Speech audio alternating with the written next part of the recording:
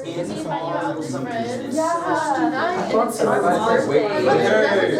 was just week Round two. Can I make this? Okay, so before I begin round two, I'm going to make an announcement. Since I'm going to be moving to Austin in like a month or two, probably closer to a month, I've decided that I need a co-host just in case I can't make it from Austin to here. And my nomination for the position has a lot of poetry experience. He's a member of Austin Poetry International. He hosts his own reading in San Marcos and one in Victoria, and he's got 2 books out. And so I nominate Michael Potato Mike. So we have to have a referendum on this. Yeah. I second it. Okay. We have a second. So let me hear aye. Aye. Any nays? No nays. Okay, ayes have it. Okay, so now. Scum rises to the top. Okay, so Michael, if you come up here, we'll have the induction. Grab your book of poetry. I need someone to. Oh, am I gonna be like, You're gonna be. sworn in? My book of poetry? Your own book of poetry. Yeah, all right, I like that. Mary, can you come up here for a second? Yes.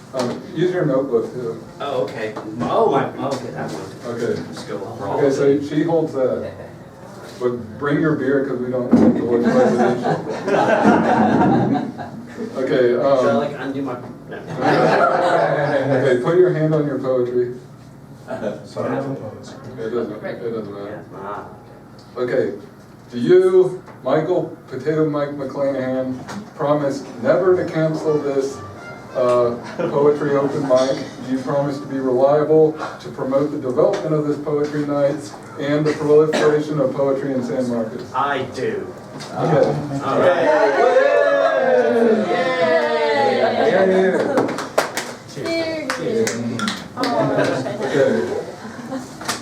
Round two.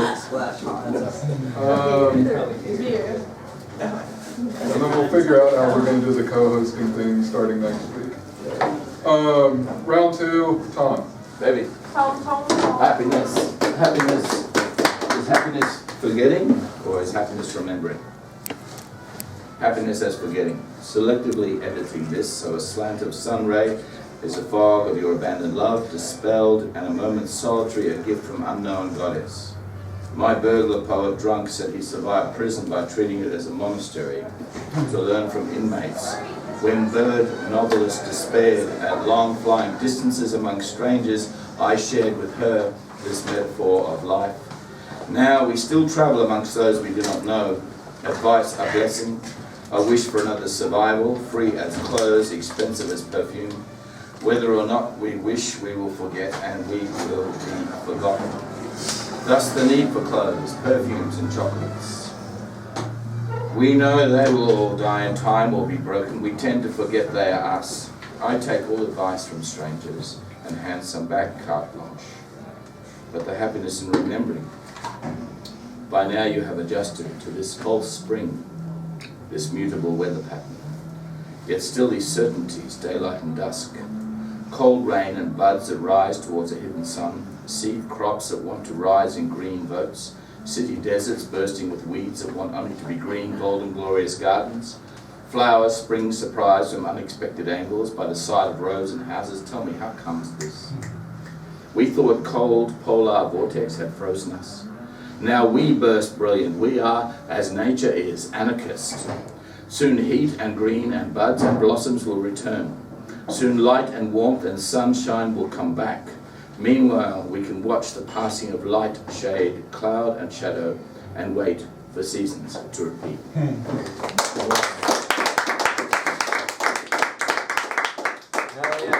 Thank you. Good job. Thank you. Louise. Yes. Louise, yeah.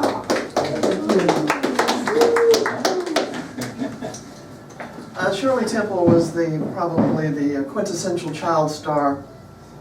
I didn't know her as a child star when I was growing up, but when she was I guess in her 20s or early 30s, she had a show on television called Shirley Temple's Storybook. And that's where I knew her from. And then I found out later that she had been a child star, and then I saw some of her movies. And this is about, about people we think of as our idols or getting older. Arithmetic came for Shirley Temple, as it will one day come for us all. 5 plus 80 and childhood's gone. How many more years can one be? The icons of our youth must succumb inevitably to that relentless additive property. Heroes we recall as young and fit and vital wither and slump and shrink before our eyes. How could they grow old? How could they be gone? And how could they not, being senior to ourselves? If the idol was 35 when we were but 10, they can't be 35 now that we're past 60. The famous, though, may achieve their immortality on screen and print or through recorded media, and as ever in a people's memories and traditions. We ourselves can only hope that family and friends will not forget us, will not remember us wrongly. But when we are gone, we won't know the difference. Let this be the eulogy. Forget me not, know that I've been. Recall me, I'll be once again. Just recollect and I'll always be. Remember me, remember me, remember me.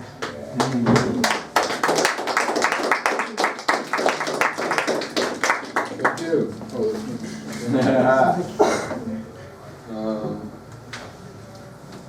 Actually, like, the strange thing, like, okay, I'm way too young to have watched Shirley Temple when she was a child star, but my mom pretty much only watched old movies. So growing up, the majority of the movies I was watching were from like the 20s, 30s, and 40s. So it was almost like growing up seeing, because I probably saw at least like 8 Shirley Temple movies, and even though I don't really remember them now, it's like, I knew who she was when I was like, 4 or 5. Right. Anyway, here's another popular culture person. This is I've read this once before, like many months ago, and it's a sestina about Hulk Hogan. And a sestina, if you don't know what it is, it's like the last words in each line keep repeating in a specific order, and then there's a last stanza in which like all the repeating words have to occur in like a closer proximity. And it's supposed to be really hard to write, but actually, for some weird reason, maybe because it was about Hulk Hogan or something like that,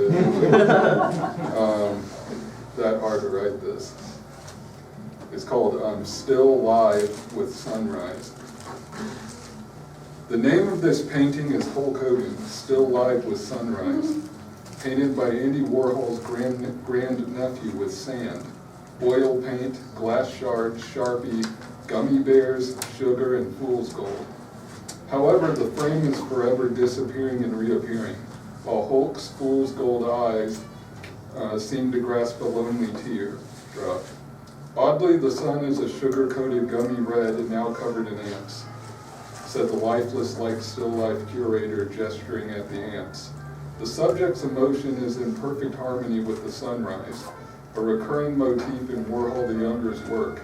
A tear drops from the curator's expressionless face as she talks of sand.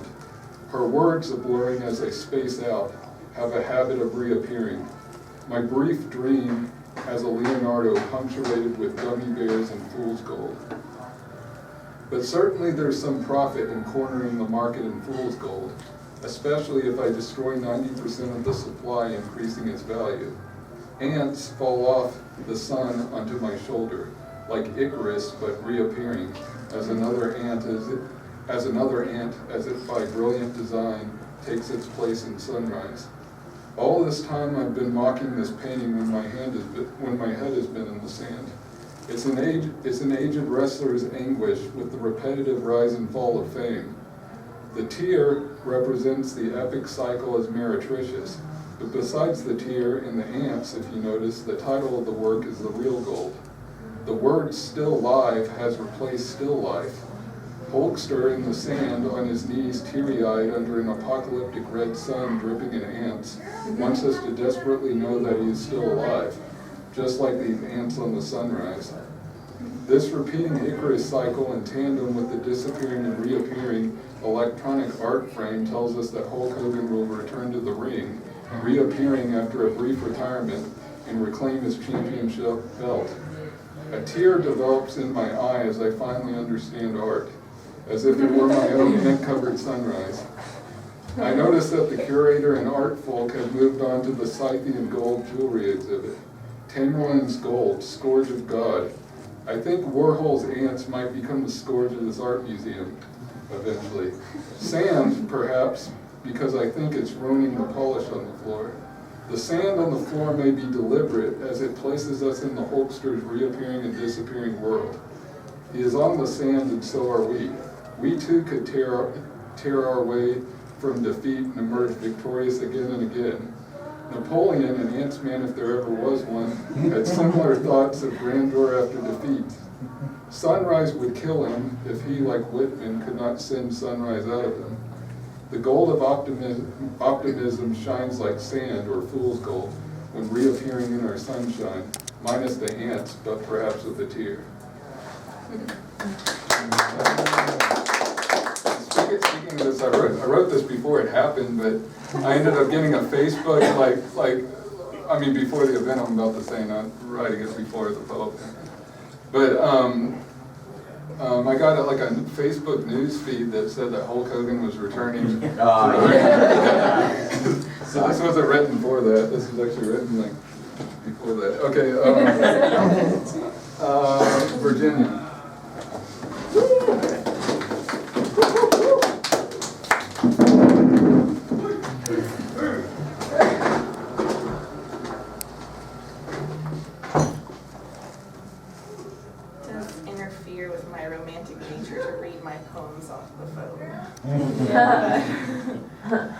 Just pretend it's a text message.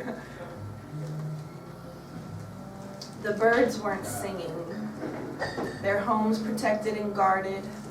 Inside there resides a peaceful, ever-eventful dream, where you can rip the seams of reality and venture into your imaginings. Imagination, I am a magician. Imagine the magic, open the cabinet, look into the issue of who you are. What's the compound of chemicals speeding through spirit vessels? Your temple, clean and simple. To fly, close your eyes. My, with the sweetness of honey, drop my dreams from my lips. The pulse in my hips, the fire of life, melting the ice of misguided wanderings away from my true heart, so letting fall apart, that I might come back together. How I love words, yet how short they fall. When it's all given a name, reality becomes the name instead of itself. And what else?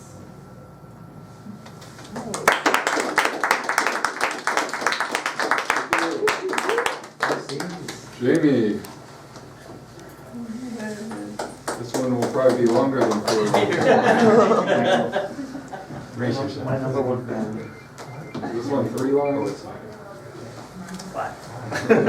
Just Thursday. No. It's something I wrote. Lumbering and looming the light dims, posturing and receding the water brims. Comely the temperatures drops, suddenly feathered singing stops. On the deep blue horizon it chops, upward and around it moves the locks. Silence, silence, silence once more. Silence, silence, there's nothing in store. Motionless is stirring, a motionless flurry, motionless silence, motionless rises. Motionless silence, motionless rises, motionless it thrives. Take in, take on, take less. Do you hear that? The silence whips about a visual piece. The silence whirls around an eternal sleep. Then up arose from the earth. Then up arose from the earth, whirling, whipping, and gently stirring, stirring the greens of the trees. Stirring, stirring, it makes you want to leave. Stirring, stirring, I can clearly see. Then up arose from the earth a sweet tolling of the lands, arms stretched out to the sun while smiles lit the sky. A gentle shimmer from the wind and outstretched the hands. A gentle shimmer from the wind and outstretched the hands. The wind whispering ever so gently, saying, "Come, sit beside me." Timidly sitting, the wind lifted the restraint. "Let go," said the wind. "Let go," shimmered the sky. "Let go and be free." Thank you.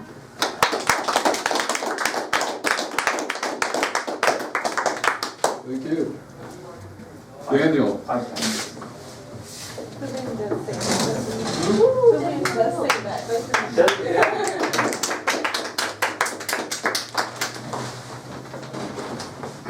This is called fixing the fence, kind of a white trash mending wall. Something wants this fence down. I tell my neighbor in the evening and pull on one or two of the loose pickets, rotten and termite riddled under their years-old slosh of white paint. He shrugs and glances down the fence line. Hackberry saplings, safe from both our mowers and the weeds between the yards, have woven their way up among the pickets and swollen into young trees, 10 feet tall, popping the nails out of the boards. He doesn't give a shit about the fence, I know, but takes a pull on his beer and goes back to his story. How his sister won't let him live his own goddamn life, drink his beer in peace. She's back on the wagon, 2 years, good for her, but she wants the whole world up there too. I nod with sympathy, tell him it's a hard thing for sure when all your fences come down. And by the way, we're thinking about replacing this rotten wood with wire. We'll let you know. He shrugs again. It's almost dusk, so we say goodnight and go our ways.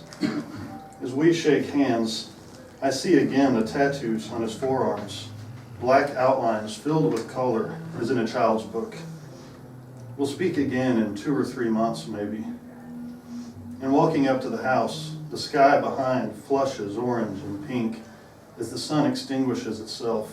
Bright clouds tumbled and folded on the gray roof, the colors running up against each other, innocent of mediating lines. Everything limited, but without boundary, without separation.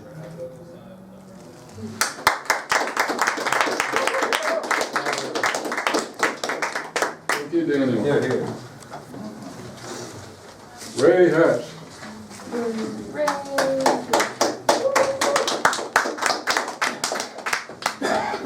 A couple of weeks ago, kind of a nasty blues line occurred to me, and I let it go for a while, thinking, that's not going to really go anywhere except off into kind of questionable areas.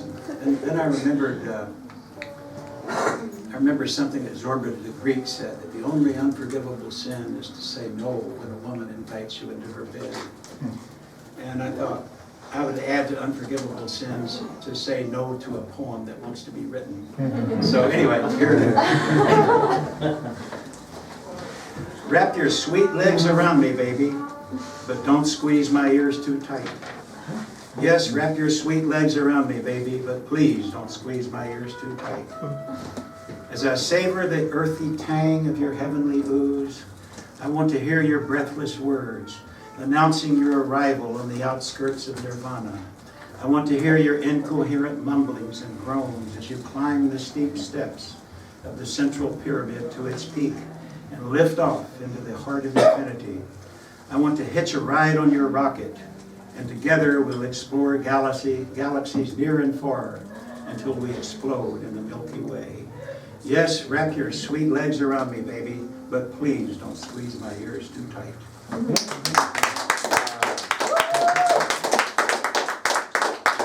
you going to read? No, not tonight, man. Okay. Steve's gonna be in town starting March 25th. For how long? Just a minute? Probably 2 weeks, a month, Okay, probably right on, just man. whenever he could. I know he just buys one-way tickets. You start writing poems like that. Shows up whenever. Yeah. I think he's gonna be staying in Austin, but the person he's staying with has to come into San Marcos all the time, so he'll be in San Marcos. That's perfect. But you're in Austin. Yeah, I live in Austin. Yeah. You got another one? Probably, yeah, you got something. Okay, up next is Caleb.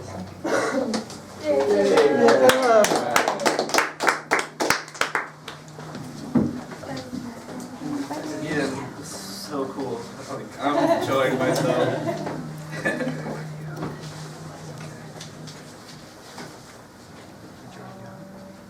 Alright, this one is called You Are Welcome Here.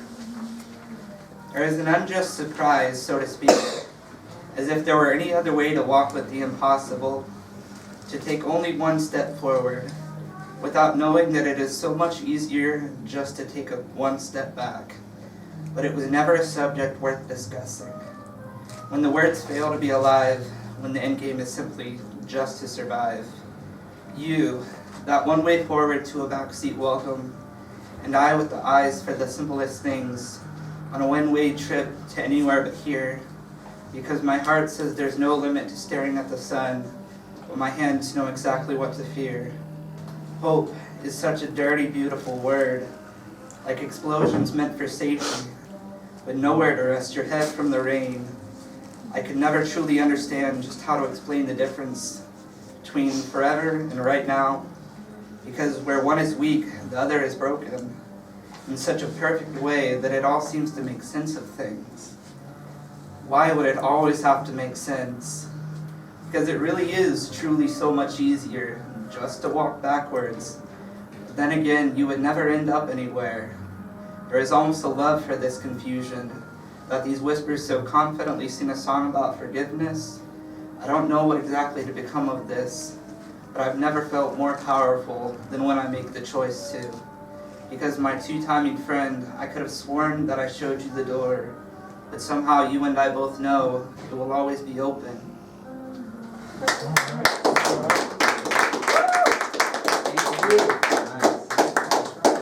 Mary. Mary turned into a guy. Gotta go. See, that is. I wasn't clapping that Mary turned into a guy. Doesn't look like a guy to me. Alright, this one is like a whole another attitude than my first one. It's more my usual stuff.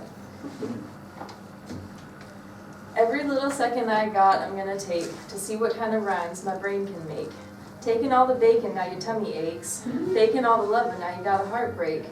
Stakes is high, gotta fly to achieve what you need to plant the seed and practice 1, 2, 3.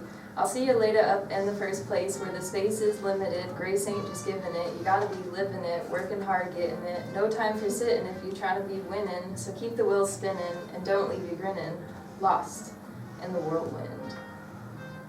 The world wins when your wits shine through, when we do the kind of things that work for me and you. And for the earth, our source, but the truth is that we got a lot of work to do to keep the sky nice and blue, minimize the print of our shoe, try to think things through, and just do anything you can do. You can't get down about the strife running round if beauty abounds and life resounds. I hope I don't sound like a fortune cookie, I just feel like it's my job to spread the positivity.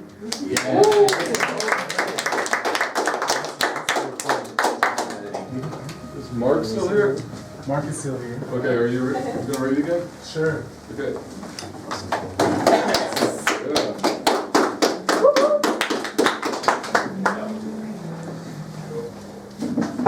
This piece is called The Perfection of Peace. It's a little dense, so if I don't look up, please forgive me. The perfection of the process of living is so sublime, we're constantly in danger of underestimating its nature. We go through our trials the best we can and put off our analyses until later. But that time never comes because we're beset by everything under the sun. Our minds are constantly in play, regretting the past and ignoring the day. If we're not thinking about then, we're thinking about tomorrow. We don't embrace Zen, we choose to embrace sorrow. The Buddha said that suffering is guaranteed when desire becomes need and the scions of sins are free to wreak havoc indeed. We're not even clear enough to plead with ourselves, to delve beneath the momentary thoughts, to seek the truth beneath the things that we've sought, and continue to seek. Thus, the course of our lives become more and more bleak. We continue to turn the other cheek, tweaking aspects of self till our egos then swell and the illusion becomes complete. Jesus was in tune with Eastern roots. His words of wisdom were hewn from the edifice attuned to the ultimate divinity.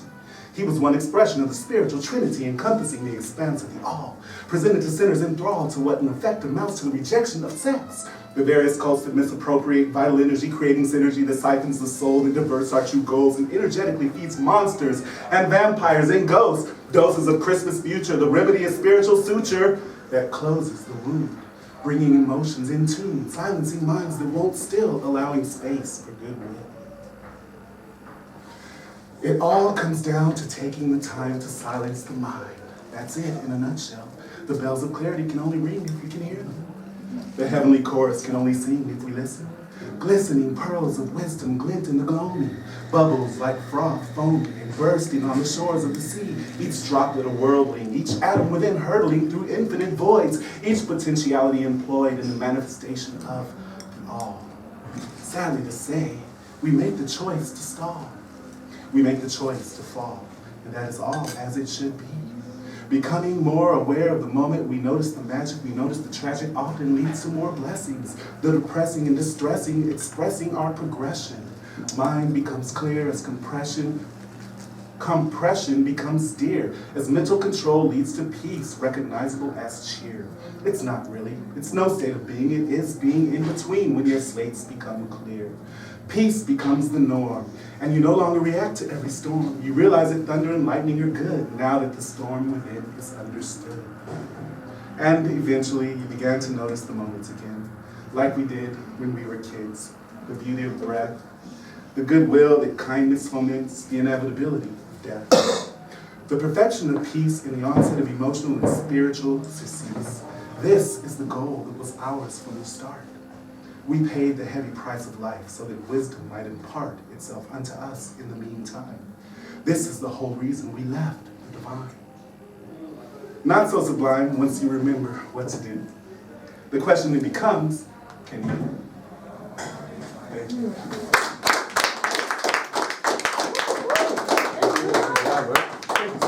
John Tabrizi. Tabriz. All right.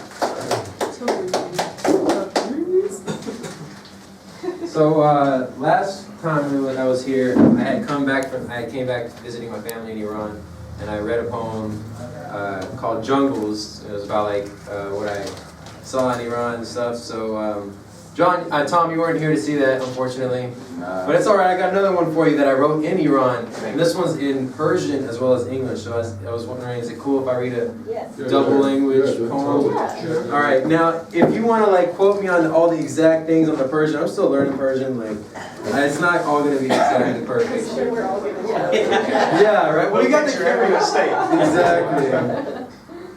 Well, this one's called it's to Tehran, my family lives in. Okay. And I guess I'll do the Persian first, and then I'll do the English.